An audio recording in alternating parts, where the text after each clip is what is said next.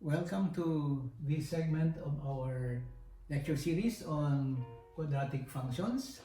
Lesson 3.9e involves finding a quadratic function given some conditions. So, our objective here will be to find that quadratic function given some conditions. Let's say, for example, suppose the zeros of the function are 2 and -3. So, what function would have these two zeros? Now, we want to find an equation of the form f of x equals ax squared plus bx plus c, where a, b, c are constants and a not equal to 0. But if we will use this form of the quadratic function, we will be needing 3 points for us to be able to look for a, b, and c. And here, we are only given 2 points related to these zeros, that will be 2, 0 and -3, 0. So we need another point. If we are going to use this form here, then we need to have the vertex as given plus another point, but neither of these is a vertex. And the third form here is f of x equals a times x minus p times x minus q, where p and q are the zeros or x-intercepts of the graph. So, looking at these three forms, we will be able to use the third one. Okay, so for example, let's have this our P and let's have this our Q. Hence, we are now going to have our function as a times x minus p, which is minus 2 times x minus -3, that will be a plus 3. And we get here, I can multiply this 2 and I will get here x squared plus x minus 6. Now, this will be the quadratic function that we need. Okay? And a here can be element real except 0. So this is our general solution. For example, if a equals 1, our function would be f of x equals x squared plus x minus 6. Now, will this function have this as its zeros? We will check that. Let's say x plus x squared plus x minus 6 equals 0. And if we factor this, this will be this. And from the zero product property, we get -3 or 2. So, this function for a particular variable a satisfies the given. For example, if another example, if a equals 2, my function becomes f of x, then this is 2 times x squared plus x minus 6. And my function will be 2x squared plus 2x minus 12. Okay, will this function have this as the zeros? Let's find it out again. Let's say 2x squared plus 2x minus 12 equals 0. I'll multiply everything by 1/2. And I will get here x squared plus x minus 6 equals 0. Which gives me the same equation here, which means it should have these two zeros as well. So, you can have an infinite number of functions where the a is the one changing. Here a equals 1, here a equals 2, and you may have any value of a except 0. So, the solution to this equation is not unique. Okay?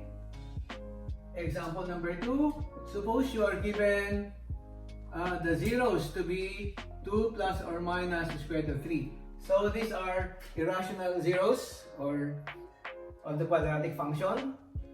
Okay, you may have this one here, you may have this, or you can actually find the quadratic equation whose roots are this one. So I recall that we can have this one here, sum of roots times x, and then we have product of roots equals 0. So we can have this as x squared minus r1 plus r2x plus r1 times r2 equals 0. We are using this because it's very inconvenient to be using this format if you're given this irrational zeros here. So, solving for this equation, we got now 2 plus the square root of 3 plus 2 minus the square root of 3 times x plus 2 plus the square root of 3 times 2 minus the square root of 3 equals 0. Okay? And simplifying this, we get x squared minus 4x plus, multiplying these two, this will be 4 minus 3 will give you a 1 equals 0. So, this is a quadratic equation that gives you these roots. Okay?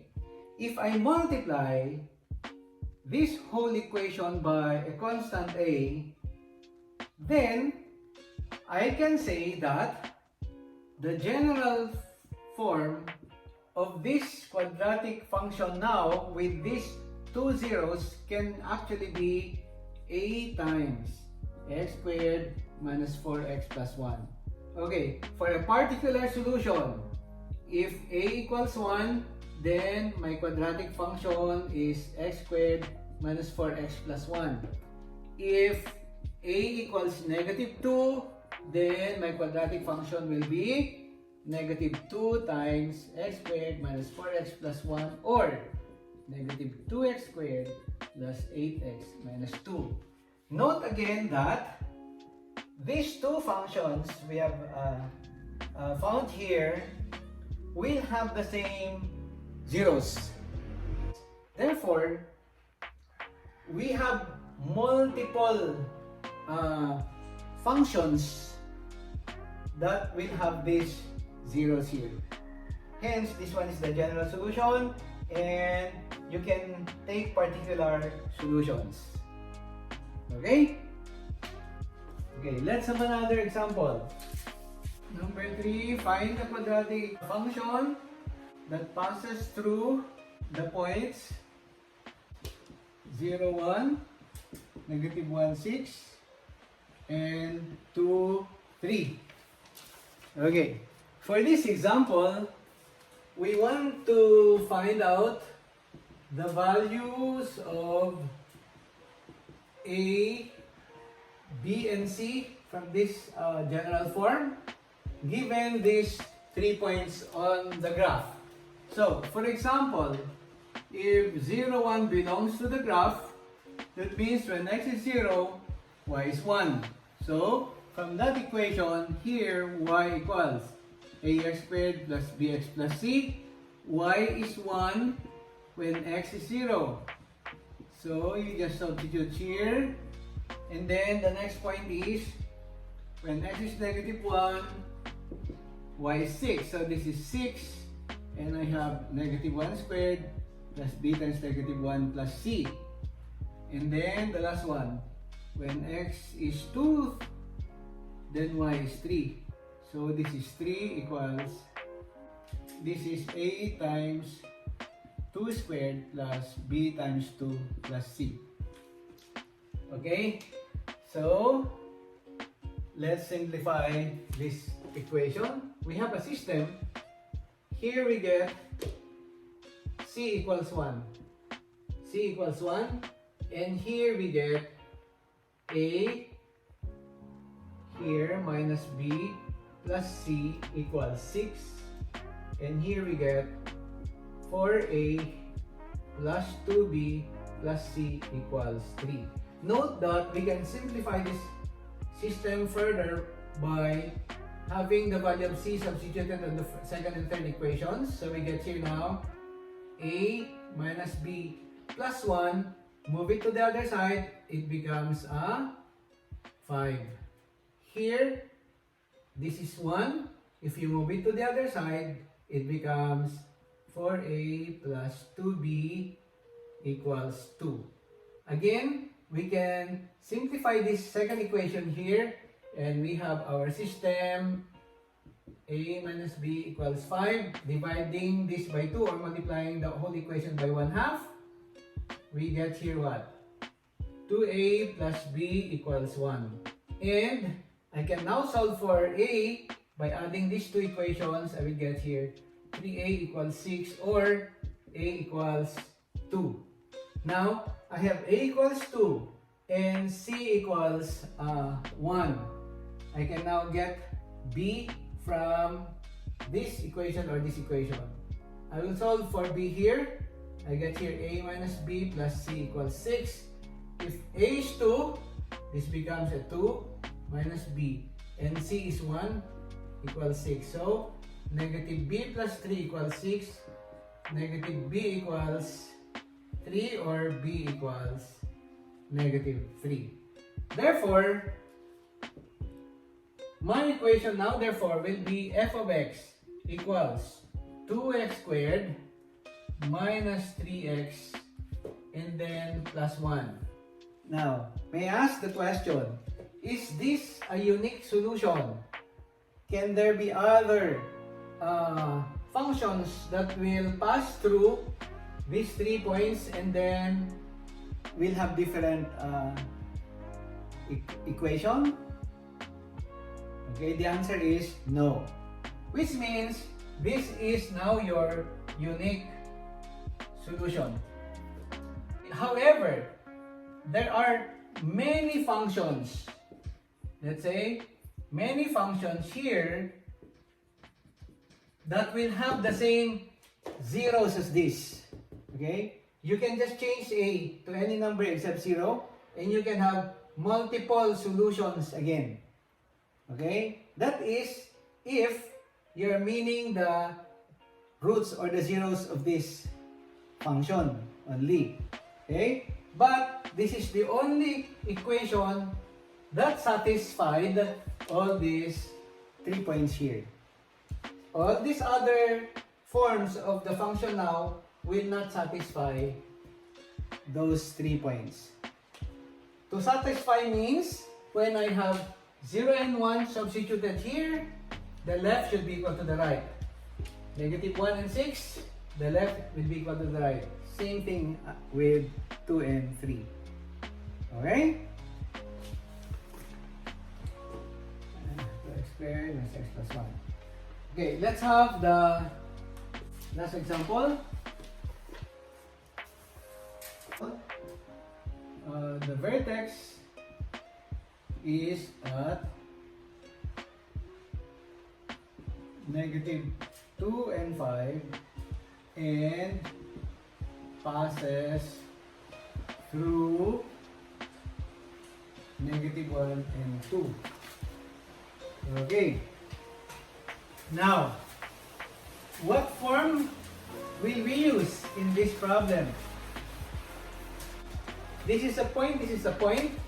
So, we cannot choose f of x equals ax squared plus bx plus c because we have 3 variables that you will be looking for here, a, b, and c. Therefore, we cannot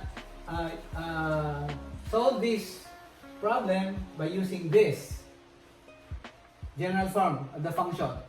But, however, you remember that this is the vertex form of the equation of a parabola, where we are given the vertex here. The vertex here is located at negative 2 and 5.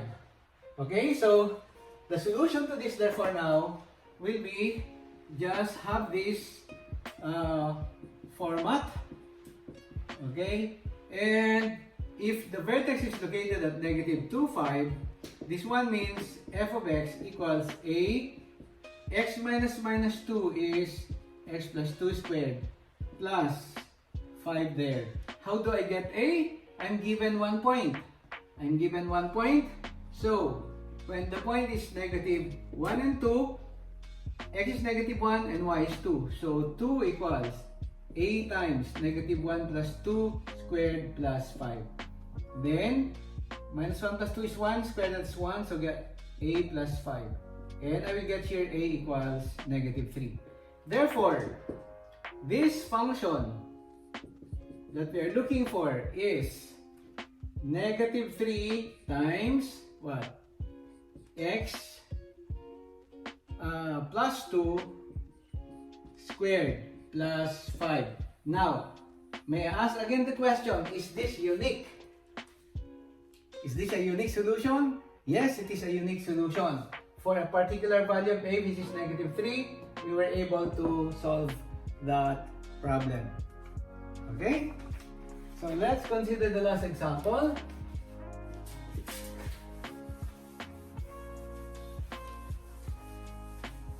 Okay, let's have this last example where we are given the graph and we're supposed to find the quadratic function whose graph is this. Okay, so we can identify that negative 2 and 1 are x-intercepts, and the points associated with them are 1, 0, negative 2, 0, and here is a y-intercept. This is negative 2, and the point is 0, negative 2.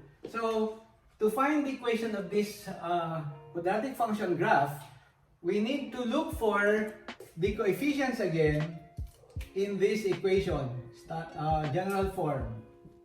Okay? Now, you are given 3 points. We don't know the vertex, so we cannot choose the vertex form. We know the x-intercepts, but we cannot choose the intercept form because there's a third point given here.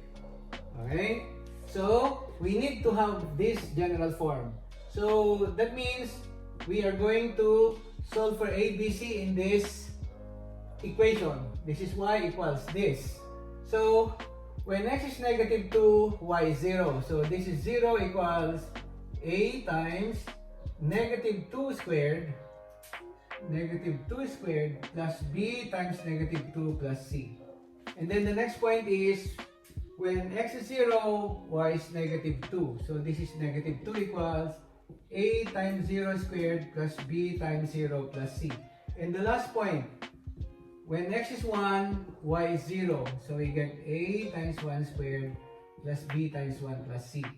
Now, simplifying this system, I will have here, the first one will become 4a minus 2b plus c equals 0. The next equation will give me c equals negative 2. And the third equation gives me a plus b plus c equals 0. Now, since I know my c, I can substitute c on the first and third equations. I will get now 4a minus 2b minus 2 equals 0. And this here, a plus b plus negative 2 equals 0. I can multiply the first equation by 1/2 to make it simpler, and I will have this equivalent system 2a minus 1 equals 0, and then 2a minus b minus 1 equals 0, a plus b minus 2 equals 0. Adding this will give me 3a minus 3 equals 0, or a equals 1. Now, a equals 1, and I know that c is already equal to negative 2. Now, I can already solve for b. Okay, b here will be equal to 1 plus b plus negative 2 equals 0, or this is b minus 1 equals 0, or b equals 1. Therefore, the equation that we need is a is 1, so x squared, b is 1, so plus x, and then c is negative 2. Okay, so x squared plus x minus 2 is the function that passes through these 3 points here. Now, the question that you're going to have is this a unique solution? Yes, this is the only function that passes through these ones here, those three given points. You may have other functions in this form. Let's say gx equals a times x squared plus x minus 2 that will have the same zeros as negative 2 and 1, but those functions will not pass through 0 minus 2. So this one makes it unique, the 0 minus 2. Okay? So this ends graphing a quadratic function with some given conditions. See you in the next video.